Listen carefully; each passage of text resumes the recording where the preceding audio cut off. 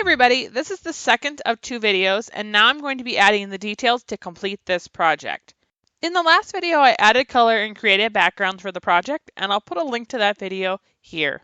I'm going to be using this waterfall enclosure from 49 and Market to document life with photos and details in 2022. But you could also use this as a baby book, a planner, documenting your vacation, or as a traditional art journal or themed project. So let's jump into adding the details to these pages. Because I'm going to be documenting life in 2022, I didn't want to add a bunch of details now, so I'm keeping it very simple. I'm using the Tim Holtz stencil dotted line and watercolor pencils to trace all of the circles on the stencil, and then I'm filling in with the same color of watercolor pencil. I'm filling in all of those circles using a lot of pressure, so there's a lot of that watercolor pencil laid down there. And then when I bring in my wet paintbrush and I activate all that watercolor pencil, because there's so much of it there, I'm getting a really bold, dark color, which is exactly what I wanted to go with this colorful project. And then I'm going to let this dry, and I'm going to do that exact same process for every single page. Now that that's dry, I can flip the page over, and I can use the smaller dots with the same watercolor pencil to trace out some grid patterns on the backside of each of the pages, and then once again bring in a wet paintbrush and activate all of that watercolor pencil. I'm going to use these grids to write in details from the months and also to add some photos and memorabilia throughout the year to make this even a more personal project and a little snapshot of my upcoming year. To add some decorative detail, I'm using one of the blue watercolor pencils and just drawing a curved line and then activating that line once again with my wet brush. And then I'm grabbing one of the washi tapes from the Fernwood set by Vicki Boutin and cutting out little pendants to put onto this line so it looks like I have a little decorative banner along the top of my page. I am cutting all of my washi tape banners out by hand using my Fiskar micro snip scissors. These are my absolute favorite pair of scissors.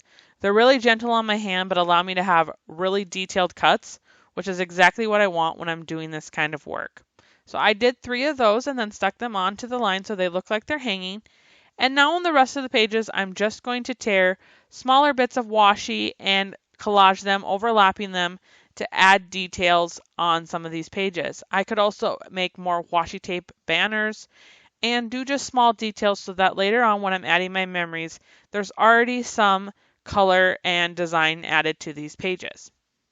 Now we're going to switch to the outside of the enclosure, and I am using a Dina Wickley Media stencil Curly Frond and Dilution's Balmy Night paint on a mini blending tool to put these fern looking plants all over the outside of my enclosure. I'm rotating the stencil so that I have these ferns coming in, or fronds, coming in at different angles and different looks so that they're not all coming from the same direction or look exactly the same. And by doing that, you can add variation even within one single stencil. You can make it look different by just flipping the stencil over or changing the rotation or the angle that you apply it to your project. After all my stenciling is dry, I'm going to begin hand painting a bunch of white flowers all over the background with a paintbrush and white gesso. If you do not feel comfortable hand painting flowers, you could also use a stamp or a stencil to apply flowers over your entire project. I have been hand painting flowers for many, many years, and it's something that I really find relaxing, so this was a nice element to add to my project. You could also use a white paint pen, and that would give you a little bit more control over your flowers if you're not comfortable using a paintbrush. When I'm deciding the placement of these flowers, I'm making sure that a few of them overlap the fern stenciling we did, as this makes that become much more cohesive when you're overlapping elements. It brings everything together. I'm just going to keep painting these flowers until I'm happy with how many I have, and then let them dry 100% before I bring in my black Jelly Roll pen from Sakura. I let all this white paint dry about 6 hours before I'm using my Jelly Roll pen just to ensure that everything is dry and cured and I'm not going to damage or lose my Jelly Roll pen. I'm outlining all of the petals and then adding a circle in the middle to create the flower center, and you could stop here Or because I enjoy doodling, I'm going to keep adding detail to each of the flowers by filling in the center with tiny little circles and each of the petals with lines going from the center to the outside to fill in and add details to each petal. And I'm going to keep doing this on every single flower, adding these doodle details until they're all complete. And then the last step is to add some washi tape details on the outside, just like we did on the inside of our project. I am once again using the Fernwood washi tape set, and I'm mixing all of the different washi tape widths and layering them in places where I want to add just little bits of extra color and creative collage. And then when I am happy with it, this project is complete. So let's take a look at our finished project. You can see the front and the back, all of those detailed doodles and washi tape layered collage. And now as we open the enclosure, you can see it's held together with this little piece of string. You just wrap it around both of those tabs. And now we can see the colorful inside of our project. So one thing I want to note real quick is when you start working in this, you can have your project be horizontal or vertical. Both layouts will work, so it just adds another level of customization to this project.